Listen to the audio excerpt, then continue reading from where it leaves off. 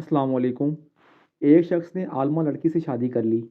شادی کے بعد اس لڑکی نے کہا کہ میں عالمہ ہوں اور ہم شریعت کے مطابق زندگی بسر کریں گے۔ وہ آدمی اس بات سے بہت خوش ہوا کہ چلو اچھا ہوا کہ بیگم کی برکت سے زندگی تو شریعت کے مطابق گزرے گی۔ لیکن کچھ ہی دنوں بعد بیوی نے اسے کہا کہ دیکھو، ہم نے گھر میں شریعت کے مطابق زندگی گزارنے کا عہد کیا تھا، اور شریعت میں بیوی پر ساس اور سسر کی خدمت واجب نہیں، اور شریعت کے مطابق خاوند نے بیوی کے لیے علیحدہ گھر کا بندوبست بھی کرنا ہوتا ہے، لہذا میرے لیے علیحدہ گھر لے لو۔ وہ آدمی بڑا پریشان ہوا کہ علیحدہ گھر لینا تو مسئلہ نہیں، لیکن میرے بوڑھے والدین کا کیا بنے گا؟ اسی پریشانی میں وہ ایک مفتی صاحب کے پاس گیا اور اپنا مسئلہ ان کے سامنے پیش کیا۔ مفتی نے کہا کہ بھائی، بات تو وہ ٹھیک کرتی ہے۔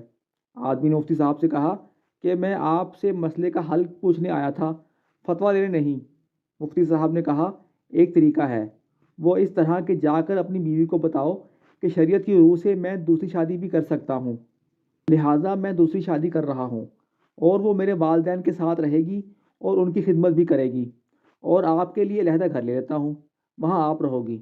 بیوی اس جواب سے سٹپٹا گئی اور بولی دفع کرو دوسری شادی کو، میں ادھر ہی رہوں گی، آپ کے والدین بھی میرے والدین ہیں، میں ان کی خدمت کروں گی۔